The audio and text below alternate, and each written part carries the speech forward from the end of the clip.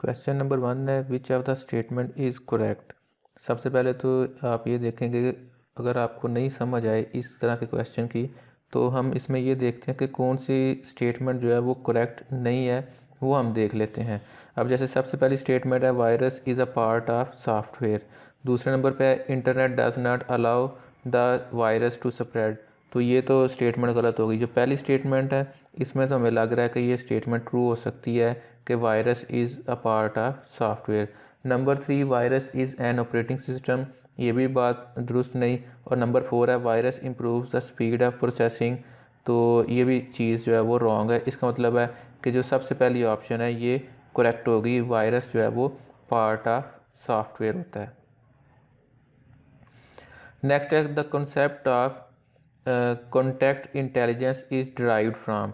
Contact intelligence मतलब ये जो कनेक्टिविटी के हवाले से, तो इसमें अगर हम देखें तो हमारे पास जो ऑप्शन है वो है fuzzy logic, virtual reality, Bluetooth technology और वैल्यू एडिड नेटवर्क्स। इसमें फजी लॉजिक और वर्चुअल रियलिटी जो है ये बिल्कुल जो है वो इसमें नहीं आ रहे।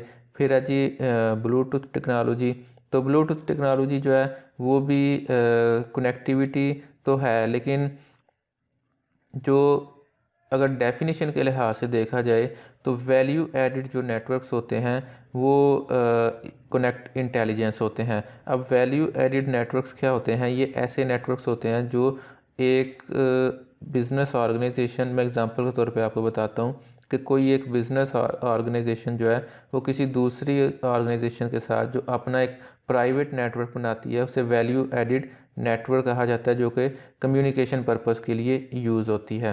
फिर है जी LAN stands for local area network. तो ऑप्शन नंबर 2 जो है वो इसका करेक्ट आंसर है, लोकल एरिया नेटवर्क। फिर है इसके बाद which of the following is appropriate format of a URL. किसी भी यूआरएल का अप्रोप्रिएट फॉर्मेट जो है वो क्या होता है? तो किसी भी यूआरएल का जो अप्रोप्रिएट फॉर्मेट होता है वो आपने याद रखना है कि किसी भी जो आप कह लें कि यूज़र नेम है, सबसे पहले यूज़र नेम आता है, उसके बाद @ और फिर वो चाहे जीमेल है, याहू है, या जो भी ईमेल सर्वर है उसका जो डोमेन नेम है वो, और उसके बाद .com। इस केस में ऑप्शन नंबर 2 जो है ये करेक्ट आंसर थी। नेक्स्ट है जी DPI स्टैंड्स फॉर डॉट्स पर इंच। ये आपने याद रखना है, DPI स्टैंड्स फॉर डॉट्स पर इंच। और बेसिकली DPI जो है ये इसका जो अल्टरनेटिव नेम है वो है पिक्सल्स। तो अगर ये क्वेश्चन इस तरह से भी आ सकता है कि पिक्सल्स स्टैंड्स फॉर, या मतलब कि पिक्सल्स आर डिफाइंड एज, तो वो डॉट्स पर इंच। ठीक है, ये जो हम डिफरेंट देखते हैं आप, ये पिक्चर्स वगैरह जो इमेजेस होती हैं और मोबाइल कैमरा होता है उस पर वो मेंशन होता है कि ये 4 मेगापिक्सल है, या आप कह लें कि 20 मेगापिक्सल है। तो वो 20 मेगापिक्सल का मतलब ये होता है कि इसके एक, आप कह लें कि जो तस्वीर आप इसमें से बनाएंगे तो 1 इंच जो एरिया होगा स्क्वायर, 1 इंच स्क्वायर एरिया जो होगा उसमें 20 मेगापिक्सल, मतलब कि 20 को अगर इसमें इसको एग्जैक्ट नंबर बताऊं तो इतने डॉट्स जो हैं वो होंगे। ठीक है, तो बहरहाल ये है कि DPI स्टैंड्स फॉर डॉट्स पर इंच। इसके बाद नेक्स्ट है हमारे पास CD-ROM स्टैंड्स फॉर। ये लास्ट जो था हमारा उसमें भी आया था, लेकिन उसमें ये रॉन्ग ऑप्शन जो है वो सिलेक्ट हो गई थी। CD stands for compact disc read only memory. तो ऑप्शन नंबर 1 जो है इसका करेक्ट आंसर है। फिर उसके बाद है जी WYSIWYG।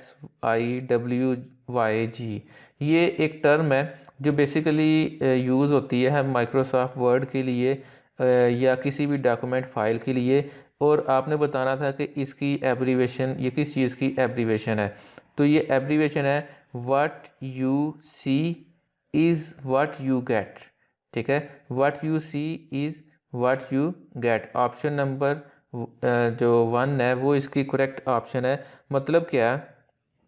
इसका मतलब ये है कि जो भी आपके पास आपको स्क्रीन पे चीज़ नज़र आ रही है, आपकी जो आउटपुट होगी, जो पेज पे प्रिंट निकलेगा, सेम उसी तरह की होगी। यही वजह है कि आप कोई असाइनमेंट, कोई डॉक्यूमेंटेशन करते हैं माइक्रोसॉफ्ट वर्ड पे, पावर पॉइंट पे, तो जब आप उसको पेज पे सेट करते हैं और सेट करने के बाद आप उसका प्रिंट लेते हैं, तो वो प्रिंट वैसे ही होता है जैसा कि इसको जो आपको स्क्रीन पे नज़र आ रहा होता है।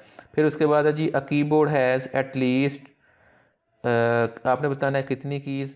तो कोई भी कीबोर्ड है तो मिनिमम जो कीज़ हैं वो 101 उसमें कीज़ होती हैं, ठीक है। इससे ज़्यादा भी होती हैं। अगर आपको क्वेश्चन आए कि मैक्सिमम कितनी होती हैं, तो मैक्सिमम 125 तक जो है इसमें कीज़ होती हैं। फिर है जी, errors in computer program are called. Computer के जो प्रोग्राम्स में जो एरर्स होते हैं उनका अदर नेम, तो जो कंप्यूटर प्रोग्राम में एरर होता है उसको बग कहा जाता है। मिस्टेक, स्पैम, फॉलिस, ये तीनों चीज़ें नहीं आएंगी, तो बग जो है इसका करेक्ट आंसर है। स्पैम जो है ये बेसिकली कोई ऐसा मैसेज जो बार बार रिपीट हो रहा, वो स्पैम होता है।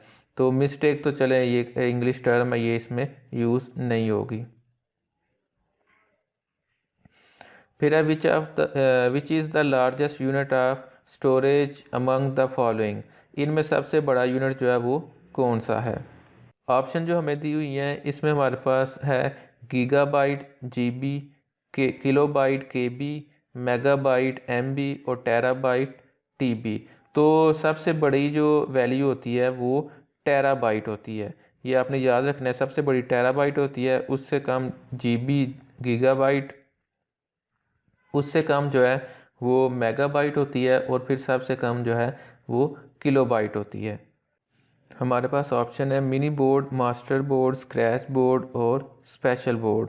तो इसकी जो करेक्ट ऑप्शन है नंबर 3, मास्टर बोर्ड। ये जो मदर बोर्ड का अल्टरनेटिव नेम है, इसको मास्टर बोर्ड भी कहा जाता है। वैसे इसकी डेफिनेशन में जो इसके अल्टरनेटिव नेम्स हैं उसमें सर्किट बोर्ड है, लॉजिक बोर्ड है, इसको मेन बोर्ड भी कहा जाता है। तो ये जो गिवन ऑप्शंस हैं इसमें जो करेक्ट ऑप्शन है वो है मास्टर बोर्ड। फिर है joystick is an example of hardware, software, storage, memory. तो ना मेमोरी है ना स्टोरेज है, सॉफ्टवेयर भी नहीं है। Option number 1 hardware. A dash can perform both input and output function. Communication system, CPU, track ball, microphone.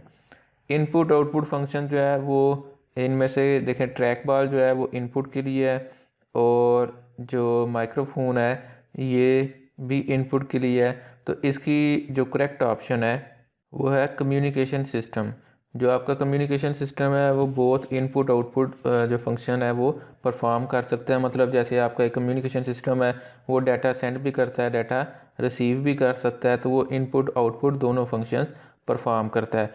फिर है which type of software is use to for creating slide show. Slide show के लिए कौन सा आप use करते हैं, तो उसकी आप जो आंसर है उसका वो है प्रेजेंटेशन सॉफ्टवेयर, या यहाँ पे ऑप्शन ये भी हो सकती थी पावर पॉइंट सॉफ्टवेयर। अब ये जो बाकी ऑप्शन है वेब डिज़ाइन सॉफ्टवेयर, ये तो डेफिनेटली वेब के लिए है। वर्ड प्रोसेसिंग, ये MS ऑफिस वर्ड, ये डॉक्यूमेंटेशन के लिए। स्प्रेडशीट, एक्सेल होता है जो कि कैलकुलेशन के लिए है। तो इसका करेक्ट आंसर है प्रेजेंटेशन सॉफ्टवेयर। नंबर 15 है in some powerful computer the processor consist of dash chip. जो पावरफुल कंप्यूटर्स होते हैं इनके प्रोसेसर जो है उसमें कितनी चिप्स होती हैं, मतलब वो CPU, ये जो यहाँ पे चिप्स का मतलब है वो CPU। तो ऑप्शन है 3 मैनी, 7 नन। तो इसकी जो करेक्ट ऑप्शन है दैट इज़ मैनी। मैनी का मतलब ये है कि अब 3 7 आप डिफाइन नहीं कर सकते, 5 भी हो सकती हैं। तो मैनी जो है यहाँ पे सूटेबल आंसर है कि काफ़ी ज़्यादा होती हैं। अब वो कितनी ज़्यादा होती हैं, जितना पावरफुल सिस्टम है उतनी ज़्यादा उसमें CPU की चिप्स होंगी। There is more room in storage than इन।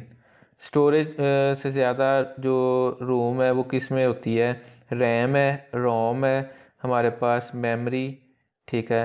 तो रैम की मेमोरी कम होती है, स्टोरेज जो है इसकी ज़्यादा होती है, ठीक है। फिर उसके बाद नेक्स्ट है जी dash is critical part of computer, कि इनमें से कौन सा पार्ट जो है वो क्रिटिकल होता है, माउस, स्टोरेज, मेमोरी, रैम, कि किसके बगैर जो है वो सिस्टम जो है वो, या जो सिस्टम की वर्किंग के लिए ज़्यादा ज़रूरी है। वैसे तो सारी ज़रूरी हैं, लेकिन इसमें जो ज़्यादा सूटेबल ऑप्शन है दैट इज़ रैम।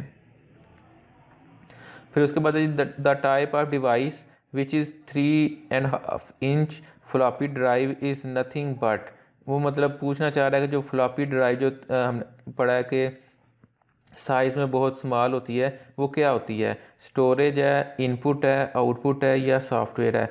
तो फ्लॉपी जो है वो बेसिकली एक स्टोरेज डिवाइस है। डैश है स्मॉलेस्ट स्टोरेज कैपेसिटी, इन सब में सबसे कम जो स्टोरेज कैपेसिटी है वो किसकी है, फ्लॉपी डिस्क है, सीडी है, जिप डिस्क है, हार्ड डिस्क। तो इसमें अगर देखा जाए तो सबसे कम जो आप कह लें स्टोरेज कैपेसिटी है वो फ्लॉपी डिस्क की होती है। फ्लॉपी डिस्क की कैपेसिटी जो है वो यूजुअली 1.4 MB तक जो है वो इसकी कैपेसिटी होती है। सीडी जो है ये 700 MB तक इसकी जो है वो कैपेसिटी होती है। जिप डिस्क जो है इसकी डिफरेंट कैपेसिटीज़ हैं, ये 50 MB में भी होती है, ठीक है। तो इसका मतलब ये भी फर्स्ट ऑप्शन से ज़्यादा है। और हार्ड डिस्क तो वो आप 1 TB की भी चाहें तो वो आपको अवेलेबल होगी। तो ये करेक्ट ऑप्शन है इसकी फ्लॉपी डिस्क। नेक्स्ट क्वेश्चन है हमारे पास क्वेश्चन नंबर 20, और इसमें यह how much is terabyte equal to, एक टेराबाइट जो है वो किसके बराबर होता है। तो एक जो टेराबाइट है वो अपने से छोटे मतलब यूनिट में अगर उसको कन्वर्ट करें तो वो अब इसको अगर मैं आपको यहाँ पे सॉल्व करके बताऊँ तो आपको पता होना चाहिए कि 1 TB जो है 1 TB इक्वल होता है 1024 GB, मतलब उससे छोटा जो यूनिट है उसके बराबर। इसी तरह से अगर हमारे पास 1 GB हो तो 1 GB बराबर होगा अपने से छोटे 1020 के साथ मल्टीप्लाई करके MB, ठीक है। तो इसका मतलब है कि 1 TB is equal to 1024 GB। तो इसका करेक्ट आंसर जो है वो ऑप्शन नंबर 4 होगी, जो कि है 1020 गीगाबाइट्स। तो यहाँ पे हम जो है वो ऑप्शन नंबर 4 जो है इसको सिलेक्ट करेंगे। फिर उसके बाद नेक्स्ट हमारे पास है the acronym for reusable optical storage is. अब ये एक ऐसी चीज़ है, ये शायद आपने ना पढ़ी हो।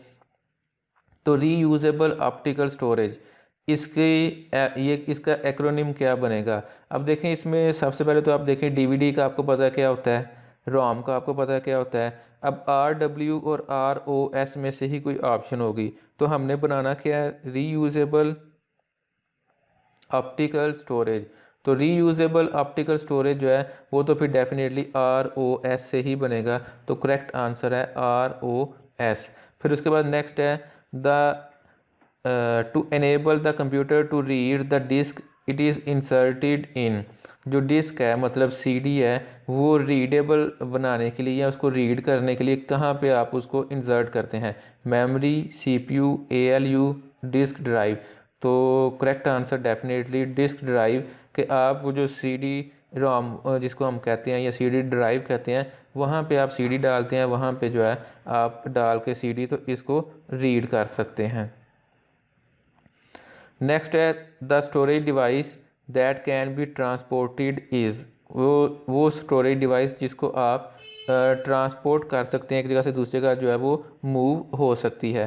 तो उसकी देखें तो एक है जी CD है, फिर है हार्ड डिस्क है, सिस्टम कैबिनेट है, मेन मेमोरी है।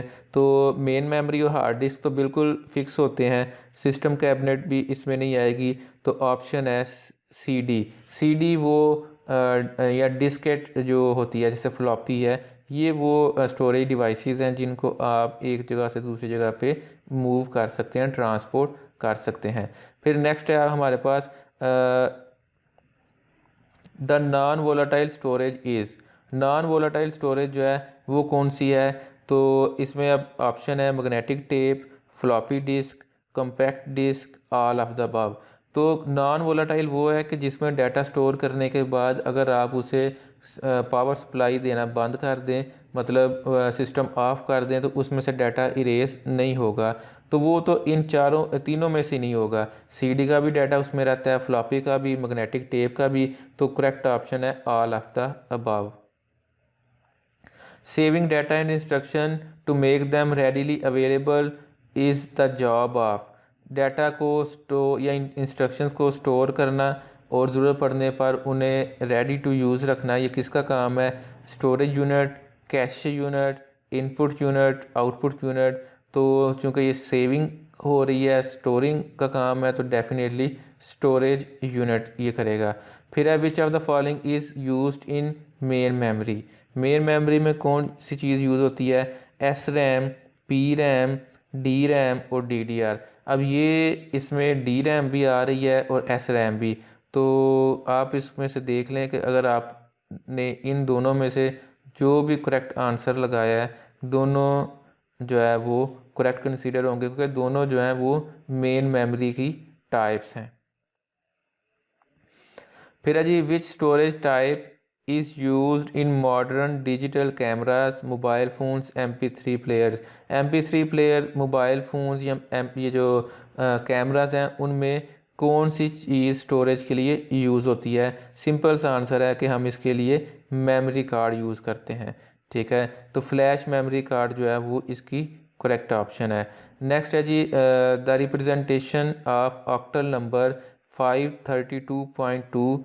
ठीक है, ये 8 जो साथ लिखा हुआ है ये उसकी बेस है 8।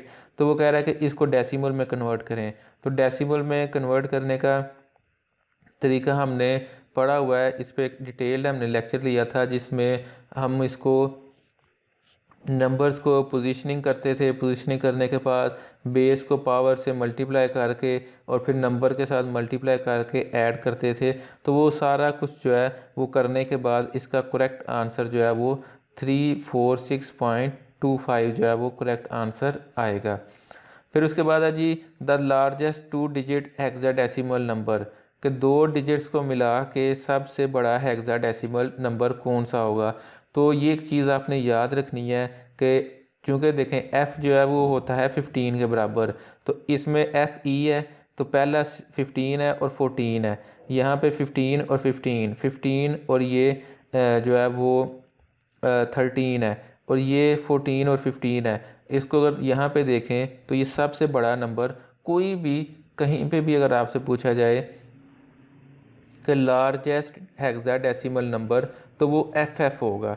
सही है। अगर आपको पूछा जाए, ये तो था 2 डिजिट्स के लिए, अगर आप ये 2 डिजिट्स के लिए था, अगर आपसे पूछा जाए कि आप बताएं 3 डिजिट्स के लिए, तो अगर 3 डिजिट्स के लिए आपने बताना है तो वो फिर FFF हो जाएगा 3 दफ़ा। ठीक है, और अगर 4 के लिए होगा तो फिर 4, मतलब मैक्सिमम जो है वो F ही जो है वो होंगे जितने डिजिट्स के लिए आपको रिक्वायर है। इसके बाद नेक्स्ट जो है वो है convert the hexadecimal number 1E2 to decimal. 1E2 जो है इसको डेसिमल में कन्वर्ट करेंगे। वही तरीकाकार जो हमने देखा है कि पोजीशनिंग करनी है, उसके बाद बेस के साथ उसकी पावर लेनी है और जो आंसर आएगा उसको जमा कर मल्टीप्लाई करके आपस में ऐड करना है। और आप जब ये सारा प्रोसेस परफॉर्म करेंगे तो इसका ऑप्शन 2 बनेगा 482 वाला। अगर आपको ये डेसिमल वाले में कोई इशू है तो आप डेसिमल नंबर वाला जो मेरा लेक्चर था उसको दोबारा से एक दफ़ा देख लें। फिर है ऑक्टल टू बाइनरी कन्वर्जन। 24 को ऑक्टल से बाइनरी करना है। तो इसका क्या है कि हमने पढ़ा है कि ऑक्टल जो है वो 3 बाइनरी मिलके एक ऑक्टल बनाते हैं। तो इसमें अगर देखा जाए तो 4 बनाने के लिए हमें चाहिए 100। तो 100 राइट साइड पे हमें या इस पॉइंट पे नज़र आ रहा है और या फिर हमें इस पॉइंट पे नज़र आ रहा है। इसका मतलब इन दोनों में से एक करेक्ट आंसर होगा। फिर उसके बाद 2 बनता है, अगर इसको बाइनरी में कन्वर्ट करें तो वो बनता है 010 से। तो 010 चूँकि इस साइड पे है तो लिहाजा हमारा करेक्ट आंसर जो है ये ऑप्शन नंबर 3 होगा। और ये जो ऑप्शन नंबर 2 है ये करेक्ट आंसर नहीं है, ऑप्शन नंबर 3 करेक्ट आंसर है। क्वेश्चन नंबर 32 है, the operating system should work in a network as well as dash environment. एक नेटवर्क में काम करे और उसके अलावा कि कहाँ पे जो है वो ये ऑपरेट करे। एक ऑप्शन है डाइवर्टेड, फिर है डिस्ट्रीब्यूटेड, फिर है डाटा और फिर है डायरेक्ट। तो इसकी करेक्ट ऑप्शन है डिस्ट्रीब्यूटेड एनवायरनमेंट। डिस्ट्रीब्यूटेड एनवायरनमेंट में यह है कि जब आपका सिस्टम जो है ऑपरेटिंग सिस्टम वो डिफरेंट सिस्टम्स के ऊपर, डिफरेंट कंप्यूटर्स के ऊपर जो है वो चल रहा होता है।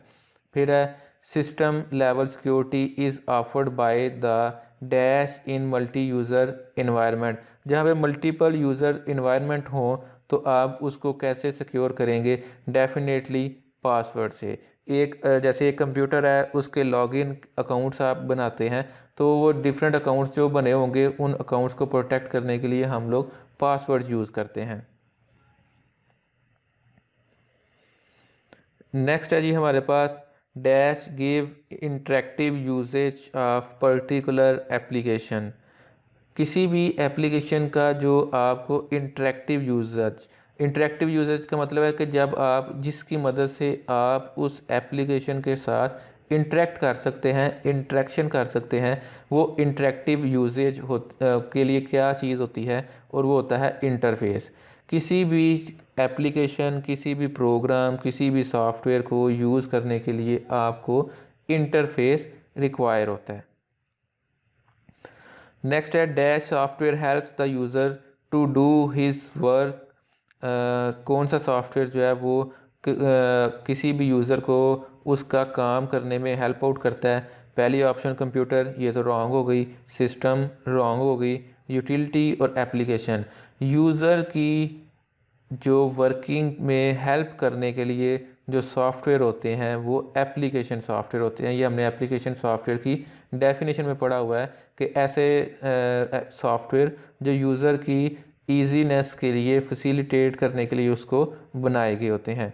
The operating system should provide.